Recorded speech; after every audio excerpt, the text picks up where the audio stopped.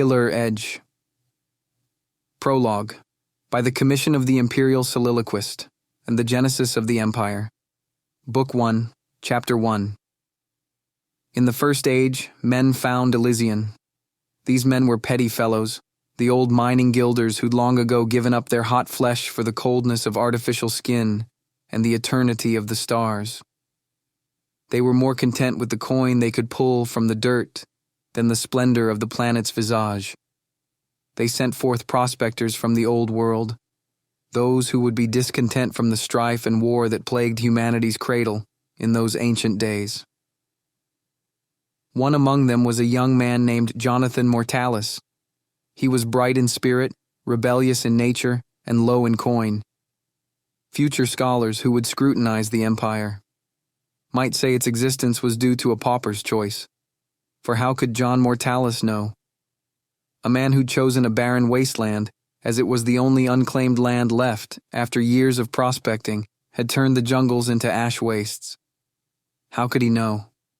Deep within the cave where he made his home lay hidden the ambrosia. Why did he consume it?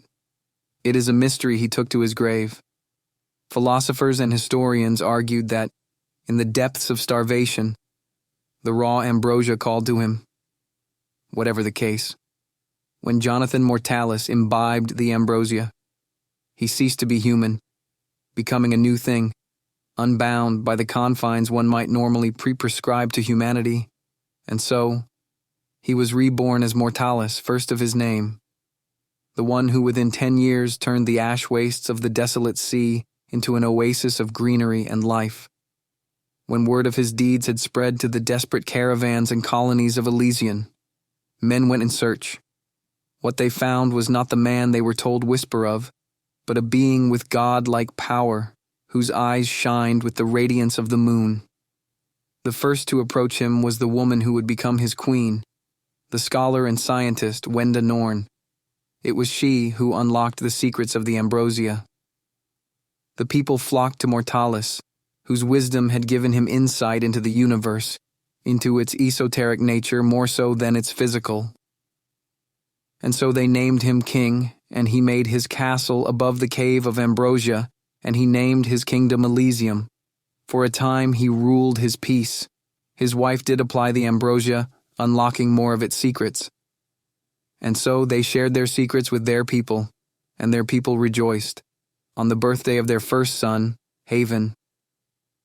War came for Mortalis's peace. It had been 110 years since Elysium bloomed from the cave of ambrosia.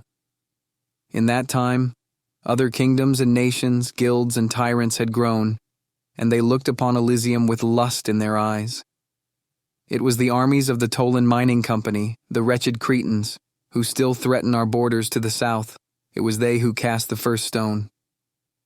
They came with fire, crossing the river Mortia to the south with tanks, armed men, and great battle armor that crashed across the battlefield like giants. They laid siege to Castle Mortalis for 1 year. The people cried and they feared the end was nigh. The forces of the Toll numbered in the hundreds of thousands.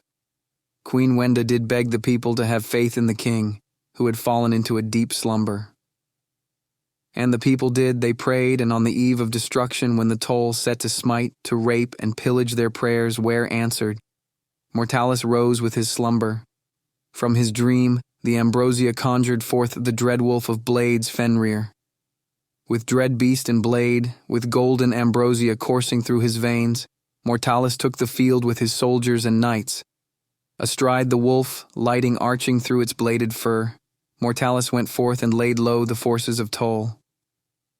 In his mercy, however, King Mortalis spared 10 Tolan soldiers. He went to his knees and wept, shedding tears of gold. The bloodied soldiers could only look on in confusion. Mortalis begged them to spread word from the hydrogen lakes of the equator to cold tundra and glaciers of the north, to the tyrant Norries, to the colonial federation, to every guild, to every home, to every men, women, and child who stood in the four corners of Elysian. They needed to know the secrets of Elysium were not theirs to covet, that within the ambrosia lay a terrible burden. This burden belonged to the true Elysians, to his people. let all know that he would not seek reprisal, but he would suffer blood on his hands and the hands of his people, and all who dared challenge his peace again would be met with fate of eternal agony. And so he sent the men away, and Mortalis' peace returned, and the world was good.